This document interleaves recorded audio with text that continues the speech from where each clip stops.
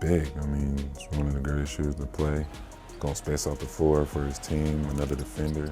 I mean, everybody knows how good Klay is.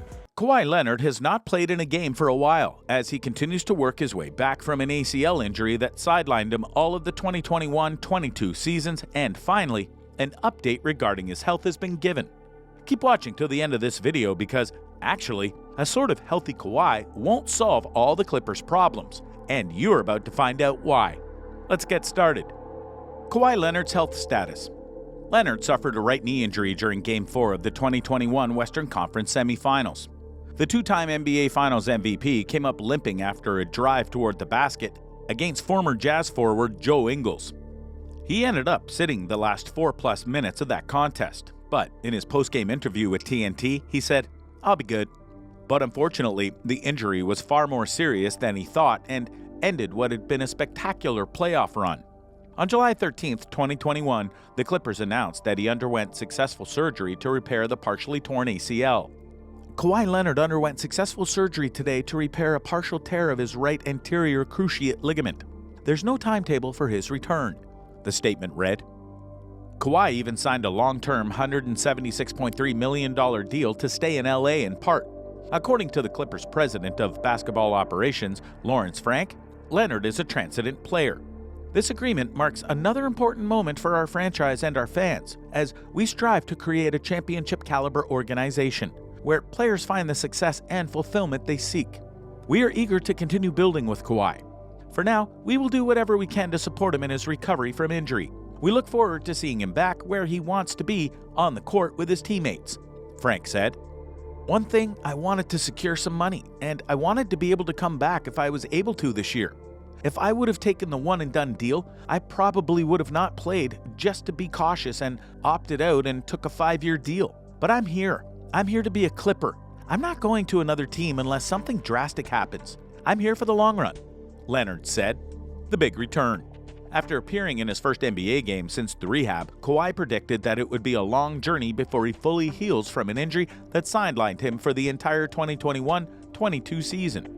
"It's a 2-year process. Everybody thinks it's a 1-year process. We don't know. We'll see what happens once we keep moving forward," Leonard said after the Clippers' victory over the Detroit Pistons. Leonard finished with 6 points along with 5 rebounds and 4 assists in 25 minutes as a starter. Despite Leonard's inefficient shooting numbers, Clippers coach Tyronn Lue praised Leonard for his movement, his defense, and a +26 rating that indicated team success while he was on the floor. "He looked pretty good as far as his movement. His impact defensively is huge for us. With him on the floor, we're a different team. It gives us a sense of calmness when he has the ball in his hand. It's going to be game by game and day by day with making sure he feels good. We're going to ride out medical staff on this one and see how it plays out. Just seeing how he feels is the most important thing. It's not like he has to check any boxes," Lue said. Being off court for so long for the LA Clippers forward must have been pretty hard. "This is the easy part now because I'm able to get in the game and play. But last season, it was a long season with doing what I can to strengthen the knee and strengthen my whole body. Knowing I'm not going to be able to touch the floor was pretty draining, but I pushed hard to get to this point now. It's still going to be a long journey, but I just have to keep fighting," Leonard said in an interview. After all, following Leonard's return, the Clippers have improved, winning all 3 games. But it seems that bringing a healthy Leonard won't really solve all of their problems. Furthermore, he was able to stay on the court for a few games before suffering yet another injury. An issue with his knee kept him sidelined for 12 games before he returned in a recent game against the Detroit Pistons. But 3 games later, and he's out once again for spraining a right ankle. Given his cautious approach to injury management, there's no telling how long this ankle sprain will sideline him. The Clippers' problems. Kawhi's injury was one of the most destroying problems for the team, but it doesn't mean that recovered Kawhi can help the Clippers to make all of their issues dissolve. The Clippers have one of the deepest rosters in the NBA this season as they possess 11 players that can easily start for other teams. Despite the stacked team and the full offseason of preparations, the offense and the effort has looked poor. The Clippers struggled in the first 3 games of the season, but it was in the road game versus the Thunder where Los Angeles was exposed the most. Without George, Leonard, and Morris, the Clippers only scored 94 total points, with only 43 points coming from the starting unit. Los Angeles as a team made 42.2% in field goals, but 32.3% from the three-point line. The most appalling stat was the carelessness of the ball, as the Clippers turned the ball over 19 times. The bench of the Clippers combined for 51 points, with John Wall getting 12 and Robert Covington getting 10. Against the Thunder, the Clippers allowed guards Shai Gilgeous-Alexander and Trey Mann to combine for 58 points. The Clippers' problem with defending against more electric guards last season continues into this season. Players are disorganized and unable to adapt to the plays, especially with plays involving Alexander, who accounted for 33 points and 8 assists. On games where George, Leonard, and Morris are out, there needs to be a solidified leader on the court to lead the team.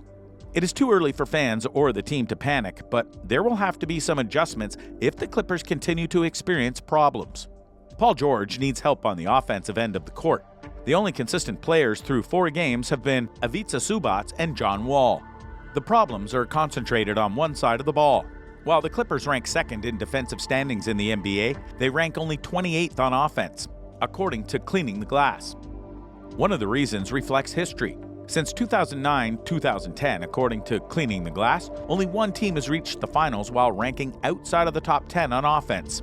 Granted, that team was the 2021-22 Warriors, who just won the title on 17th offense.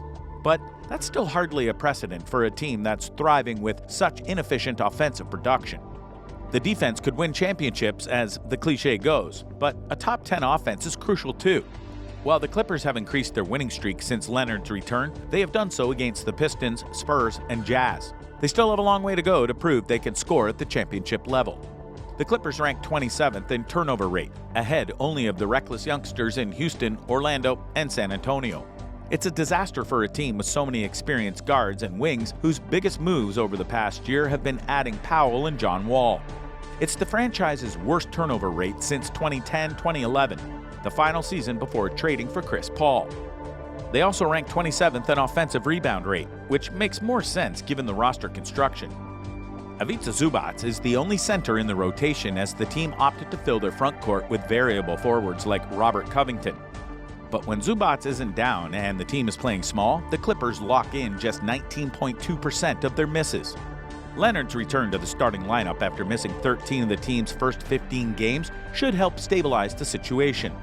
The two-time Finals MVP is a low-turnover ball handler, and perhaps most of all, he should provide a huge boost when George is off the ground, as the Clippers have clawed without their stars thus far.